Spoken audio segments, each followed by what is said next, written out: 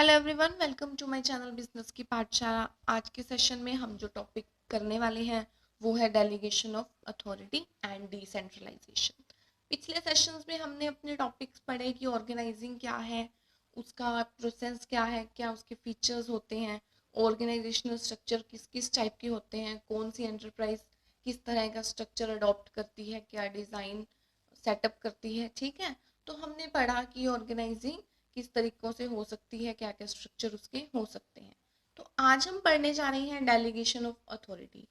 Delegation का मतलब है कि वर्क को डिवाइड करना और अथॉरिटीज असाइन करना दूसरे लोगों को। ठीक है, मतलब अब ऑर्गेनाइजेशन है तो वहाँ पे बहुत सारे काम होंगे, तो कोई ऐसा पर्सन नहीं होगा कि वो सारे के सारे काम खुद कर। ठीक है, अगर वो एक जना करेगा, उसको कंप्लीट करेगा तो उस पर बहुत ज़्यादा वर्कलोड हो जाएगा, तो वो सारी की सारी एक्टिविटीज़ अच्छी तरह से परफॉर्म नहीं कर पाएगा। ठीक है, इसीलिए हम क्या करते हैं, हम जो पूरा का पूरा काम है ना उसको फर्दर डिवाइड कर देते हैं डिफरेंट डिफरेंट पार्ट्स में, और फिर आगे जो उसके सबऑर्डिनेट्स हैं उनको वो काम असाइन कर देते हैं विद अथॉरिटी एंड रिस्पॉन्सिबिलिटी। उसको क्या कहते हैं हम, डेलीगेशन। ठीक है, अथॉरिटी का मीनिंग कि पावर देना, डिसीजन मेकिंग पावर भी देना। रिस्पॉन्सिबिलिटी मीन कि आपने ये काम करना है, किसी को जिम्मेवार ठहराना कि ये काम आपकी रिस्पॉन्सिबिलिटी है, आप ही को ये काम कंप्लीट करना है। ठीक है, तो इसका मीनिंग क्या है डेलीगेशन का? It refers to the process of entrusting responsibility. ठीक है, ट्रस्ट करके किसी को रिस्पॉन्सिबिलिटी देना कि आप ये काम करेंगे, and authority and creating accountability. और उसको अथॉरिटी देना मीन्स कि उसको उस काम से रिलेटेड डिसीजन पावर्स भी देना, and create accountability of the person. Accountability means कि उसकी किसको आंसरेबिलिटी है, जो काम उसे असाइन किया गया है वो किसको आंसर करेगा उसके लिए। वर्क और responsibility has been handed over, जिस जिसको वो काम दिया गया है तो उसकी किसकी तरफ रिस्पॉन्सिबिलिटी आंसरेबिलिटी बनती है कि किसको उसने आंसर करना है। अकेला काम देने से तो कोई बेनिफिट नहीं होगा, इससे हम अच्छी तरह से सक्सेसफुली तो नहीं हो पाएंगे 100%, जब तक हम उस काम से रिलेटेड उसको कुछ पावर्स नहीं देते हैं और कुछ उसकी आंसरेबिलिटी नहीं बनती है अपने सुपीरियर को उस काम के रिगार्डिंग। ठीक है, तो वो काम अच्छे से नहीं होगा जब तक हम उसको रिस्पॉन्सिबिलिटी के साथ अथॉरिटी नहीं देंगे और उसकी अकाउंटेबिलिटी फिक्स नहीं करेंगे। तो डेलीगेशन का मीनिंग आई होप आपको समझ आ गया होगा कि काम को बांटना, उसके साथ उसकी अथॉरिटी भी देना काम के रिगार्डिंग, और उसकी अकाउंटेबिलिटी भी फिक्स कर देना कि आपने ये काम अब करोगे तो इसका जो रिजल्ट होगा उसके बारे में किसको इन्फॉर्म करोगे। ठीक है, तो ये होती है अकाउंटेबिलिटी। तो एलिमेंट्स क्या क्या इन्वॉल्व है डेलीगेशन में? थ्री मेन एलिमेंट्स हैं। First one is responsibility. Responsibility means obligation of a subordinate to properly perform the assigned duty. कि जो काम उसे दिया गया है, जो ड्यूटी उसको दी गई है, वो अच्छी तरह से उसको परफॉर्म करें, ये उसकी रिस्पॉन्सिबिलिटी फिक्स है। कि हमने आगे, उसके मैनेजर ने अपने सबॉर्डिनेट को काम दिया है तो ये उसको रिस्पॉन्सिबिलिटी दी है कि ये वाला काम तुमने करना है। That is called responsibility. Responsibility job को असाइन करने के बाद ही मिलती है, कि हम जब तक उसको काम नहीं देंगे वो उस काम के लिए रिस्पॉन्सिबल नहीं होगा। तो सबसे पहले हमें काम उसको असाइन करना पड़ता है। रिस्पॉन्सिबिलिटी के फीचर्स क्या हैं कि हम ये किसी भी पर्सन को कर सकते हैं। ठीक है, ये मोस्ट ऑफ द टाइम ये bottom to top to bottom जाती है, कि हम जो हमारे जो सुपीरियर्स हैं वो आगे सबऑर्डिनेट्स को रिस्पॉन्सिबल ठहराते हैं, उसको रिस्पॉन्सिबिलिटी देते हैं, वर्क उनको असाइन करते हैं, तो ये ऊपर से नीचे आती है। तो रिस्पॉन्सिबिलिटी का मीनिंग समझ आ गया कि क्या है, हम किसी को काम देते हैं और वो अच्छी तरह से उस काम को परफॉर्म करें, ये क्या कहलाता है, रिस्पॉन्सिबिलिटी। उसके बाद आता है अथॉरिटी। अथॉरिटी का मीनिंग है the power to take decision. पहले हमने उसको वर्क असाइन कर दिया कि आपने ये काम करना है, उसकी रिस्पॉन्सिबिलिटी बता दी। उसके बाद जब हम उस वर्क से रिलेटेड उसको कुछ ड्यूटीज, कुछ पावर्स भी देते हैं भी, अगर इस काम में कुछ प्रॉब्लम आई तो इसके रिगार्डिंग आप डिसीजन ले सकते हैं। ये क्या कहलाता है? अथॉरिटी। ठीक है।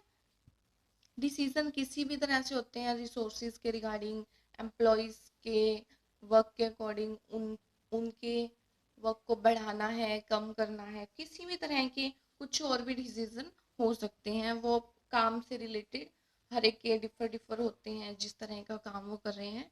तो authority means power to take decision. तो अथॉरिटी के फीचर्स क्या हैं कि ये पोस्ट से रिलेटेड होते हैं, मीन्स जिस तरह की पोस्ट उसी तरह की पावर्स, ये चेंज होती रहती है। जैसे जैसे पोस्ट चेंज होगी उसी तरह से पावर्स हमारी चेंज होती रहेंगी। अथॉरिटी किसी भी पर्सन को हम असाइन कर सकते हैं, और ये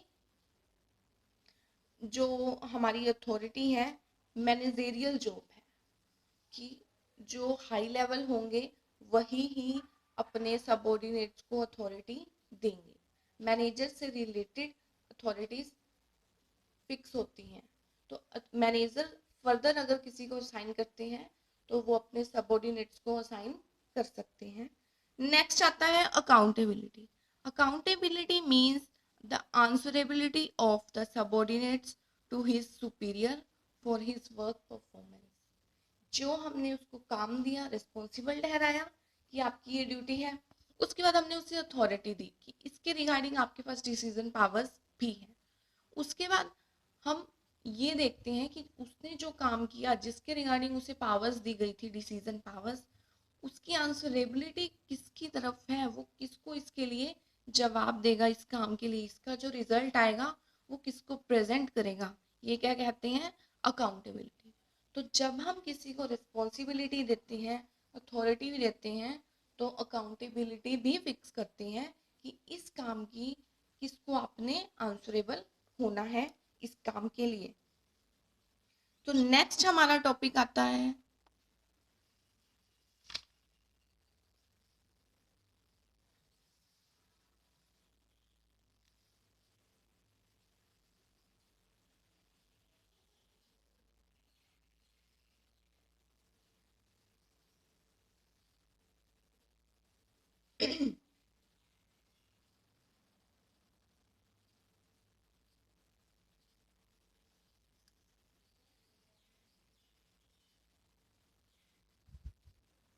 process of delegation of authority. तो यही जो एलिमेंट्स हैं उसी के रिगार्डिंग हमारी प्रोसेस है। First step is assigning responsibility, कि जो हमारा काम है उसको हम फर्दर डिवाइड कर देते हैं और असाइन करते हैं अपने सबऑर्डिनेट्स को, क्योंकि सारी की सारी एक्टिविटीज किसी भी एक पर्सन के लिए परफॉर्म करना बहुत ही मुश्किल काम है, वो उतना अच्छे से नहीं कर पाएगा। तो इसीलिए हम क्या करते हैं कि जो क्रूशियल वर्क है, जो इम्पोर्टेंट वर्क है, वो तो सुपीरियर्स अपने पास ही रखते हैं, वो खुद ही उसके रिगार्डिंग डिसीजन लेते हैं और वो काम खुद ही हैंडल करते हैं।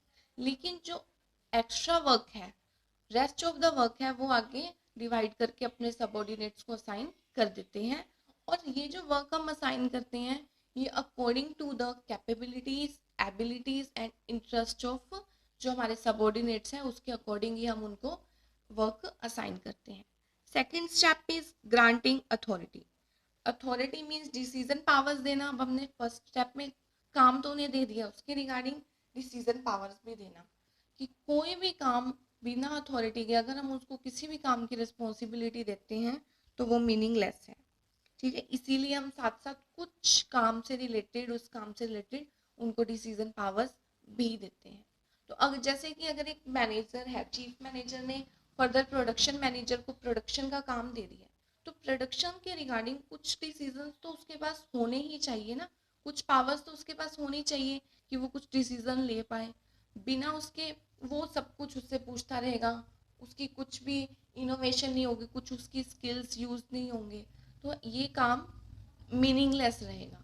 ठीक है, उसको ज़्यादा नॉलेज है अपने डिपार्टमेंट की, वो उस काम में एक्सपर्ट है, तो वो अपनी कुछ स्किल्स लगा के कुछ डिस्कवरीज के बाद कुछ ना कुछ चेंजेस लाएगा, उसमें कुछ डिसीजन मेक करेगा, तो ये हमारे जो ऑब्जेक्टिव है उन्हीं के लिए ही बेनिफिशियल है। नेक्स्ट आता है फिक्सिंग अकाउंटेबिलिटी। ये लास्ट स्टेप है डेलीगेशन की प्रोसेस का। इसमें क्या करते हैं कि उनकी अकाउंटेबिलिटी फिक्स करते हैं कि आपको जो काम दिया गया है, जिसकी अथॉरिटी भी आपको दी गई है, तो इस काम के लिए आप किसको रिस्पॉन्सिबल होंगे, कि इस काम की जो आपकी वर्क परफॉर्मेंस है वो कौन चेक करेगा, किसको आपने उसके बारे में इंफॉर्म करना है। तो इसमें हम वो फिक्स करते हैं। तो उसके बाद हमारा आता है importance of delegation of authority. भी ऐसा करने से क्या हमारे बेनिफिट्स होंगे, हमें ये डेलीगेशन ऑफ अथॉरिटी क्यों करनी चाहिए। First is effective management. Effectiveness का मीन्स क्या है कि हम जो अपना ऑब्जेक्टिव है वो सक्सेसफुली कंप्लीट कर लें, उसको अचीव कर लें, यही होता है इफेक्टिवनेस। तो अगर अब मैनेजर का बहुत वर्कलोड होता है, ठीक है, तो वो अपना काम फर्दर डिवाइड कर देगा, तो उसका वर्कलोड कम हो जाएगा और काम अच्छे से भी होगा, क्योंकि एक्सपर्ट्स उसको कर रहे हैं, उनकी स्किल्स उसके अकॉर्डिंग ही है, वर्क के अकॉर्डिंग, वो कम टाइम में भी करेंगे। तो क्या होगा, इफेक्टिव मैनेजमेंट होगी, अच्छे से काम होगा, अच्छे से ऑब्जेक्टिव अचीव होंगे। Second one is employ development. अब हम वर्क हमारे एम्प्लॉयज को असाइन कर रहे हैं, ठीक है, rest of the work manager अपने सबऑर्डिनेट्स को असाइन करता है, तो वो उस काम में अच्छा करने की कोशिश करेंगे कि हमें ये रिस्पॉन्सिबिलिटी दी गई है, हमें अथॉरिटी भी दी गई है इसके रिगार्डिंग, और हमारे सुपीरियर की ओर हमारी कुछ आंसरेबिलिटी भी है, हमें अपनी वर्क परफॉर्मेंस भी उनको दिखानी है, तो उसके लिए वो अच्छा काम करेंगे और अच्छा करने की कोशिश करेंगे। Next one is motivation of employees. यही बात है कि वो काम कर रहे हैं तो उन्हें होगा कि हमने जो पहले किया है हम उनसे भी बेटर काम करें, हमारी परफॉर्मेंस और भी अच्छी हो, हमारी स्किल्स बढ़े, तो और हमारी इन्वॉल्वमेंट ज़्यादा से ज़्यादा हो, तो अपने आप को मोटिवेटेड फील करेंगे कि हमें भी वर्क दिया जा रहा है, अथॉरिटीज़ भी मिल रही हैं, हमारी किसी को आंसरेबिलिटी भी है, अकाउंटेबिलिटी फिक्स की गई है, तो हम अपना काम अच्छे से करें, अच्छे पूरे इंटरेस्ट के साथ करें, अपनी फुल एबिलिटी के साथ हम अपना काम करें, तो वो मोटिवेट फील करेंगे। Next one is facilitation of growth. Next is facilitation of growth. अब delegation of authority does not develop only one person या फिर कोई भी एक डिवीजन, ये डेवलपमेंट करती है पूरी की पूरी enterprise, as a whole enterprise को वो डेवलप करने में हेल्पफुल होती है, क्योंकि हम डिफरेंट डिफरेंट एम्प्लॉयज़ को वर्क असाइन करते हैं और उनको ड्यूटीज़ फिक्स करते हैं, तो हर एक एम्प्लॉय की ही उतनी ही इम्पोर्टेंस है। कोई एक एम्प्लॉय की डेवलपमेंट नहीं हो रही है या फिर एक डिपार्टमेंट की डेवलपमेंट नहीं हो रही है, हर तरह के डिपार्टमेंट में डिफरेंट डिफरेंट एम्प्लॉयज़ हैं, सबको ही काम बांट बांट के डिवाइड करके हम दे रहे हैं, सब अपना काम अच्छी तरह से कर रहे हैं, उसमें एक्सपर्ट हो रहे हैं, अपनी फुल एबिलिटी के साथ काम कर रहे हैं, उनकी कैपेबिलिटीज़ के अकॉर्डिंग उनको वर्क दिया जा रहा है, तो सबकी अपनी अपनी इन्वॉल्वमेंट है, तो सब ऑर्गेनाइजेशन की ही डेवलपमेंट होती है, पूरी की पूरी ऑर्गेनाइजेशन की ही डेवलपमेंट होती है। Next one is better coordination. Due to responsibility fix करने की वजह से, उनकी अथॉरिटी देने की वजह से और उनकी अकाउंटेबिलिटी फिक्स करने की वजह से वो क्लियर होते हैं सारे के सारे जो सबऑर्डिनेट्स हैं कि किसकी क्या ड्यूटीज़ हैं, किसकी क्या पावर्स हैं, किसको क्या काम दिया गया है, कौन किसको आंसरेबल है। तो ऐसा करने से अच्छी तरह से उनका कोऑर्डिनेशन बना रहता है, वो सही उनको डायरेक्शन मिलती रहती है कि हम किस डायरेक्शन में हमें काम करना है। Next one is basis of management hierarchy. Hierarchy means कि हम top level, medium level, lower level और ये एम्प्लॉयज वर्कर्स हैं, इनकी एक हायरार्की बनी होती है मैनेजमेंट में कि ये टॉप लेवल के हैं, ये मीडियम, ये लोअर और ये वर्कर्स हैं, तो उसी के अकॉर्डिंग सुपीरियर्स और सबऑर्डिनेट्स डिफाइन हो जाते हैं, कौन किसके अंडर काम कर रहा है, उसी के अकॉर्डिंग हम रिस्पॉन्सिबिलिटीज फिक्स कर देते हैं और उनकी अकाउंटेबिलिटी फिक्स कर देते हैं, क्या क्या उनकी ड्यूटीज होने वाली है। तो एक clear cut hierarchy, managerial hierarchy होती है, सबको अपना अपना क्लियर कट पता है किसको क्या काम करना है, किसकी क्या ड्यूटीज है, तो ये डेलीगेशन की इम्पोर्टेंस थी। उसके बाद आती है decentralisation. Decentralisation means expansion of delegation of authority. Delegation में क्या होता है कि हम एक मैनेजर अपने सुपीरियर को वर्क असाइन करता है, डिवाइड करता है उसमें। उसके बाद अगर वो सबऑर्डिनेट्स फर्दर अपने सबऑर्डिनेट्स को वर्क डिवाइड करके असाइन करता है, तो इसको कहते हैं डिसेंट्रलाइजेशन।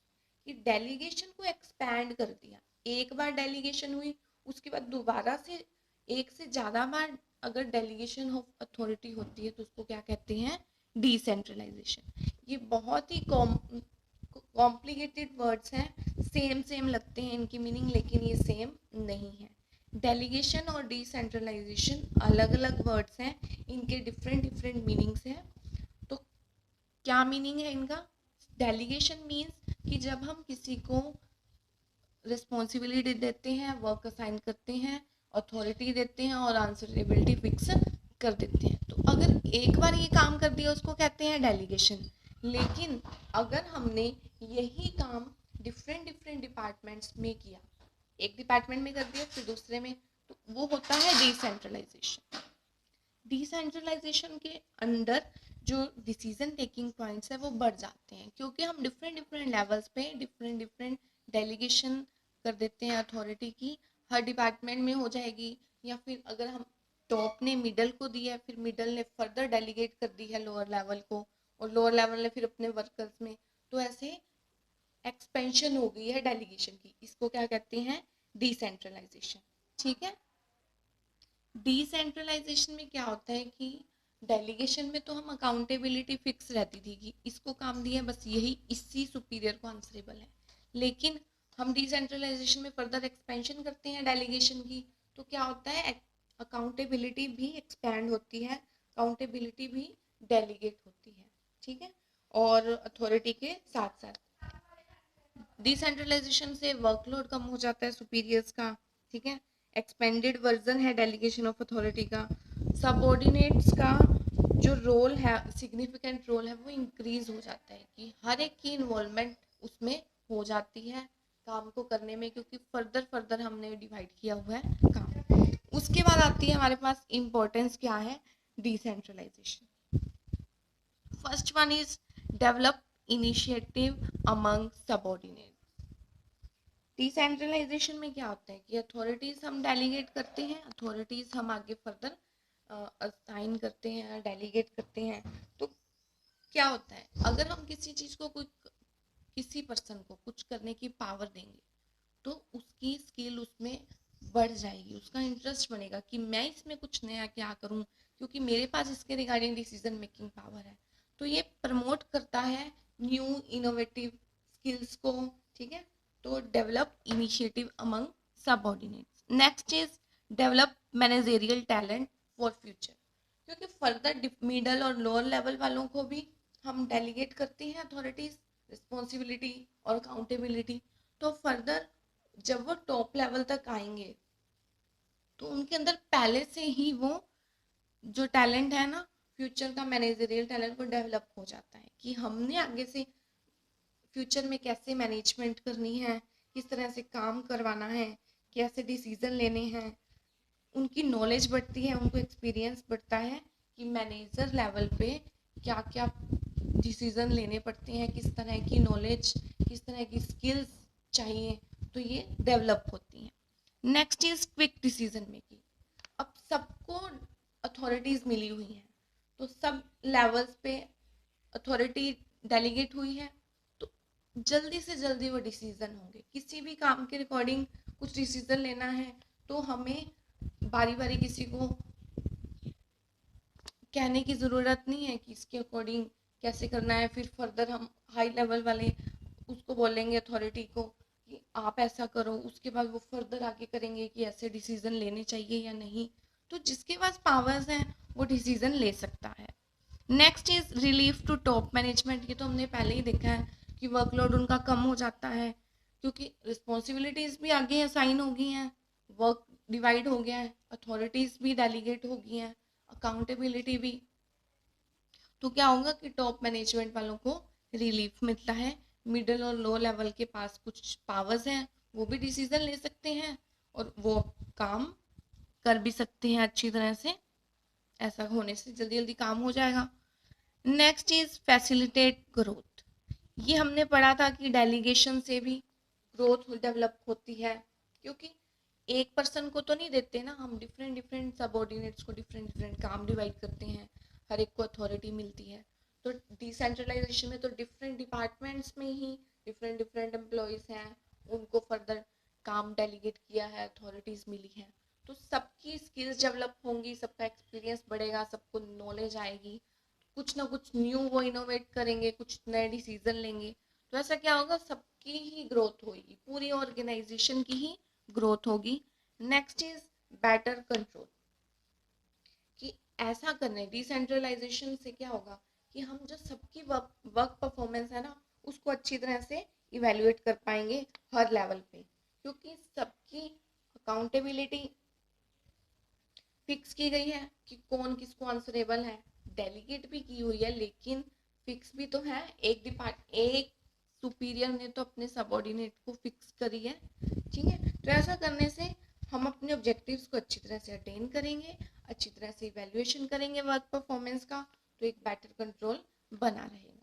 तो ये आपका कंप्लीट होता है आज चैप्टर नंबर 5 ऑर्गेनाइजिंग।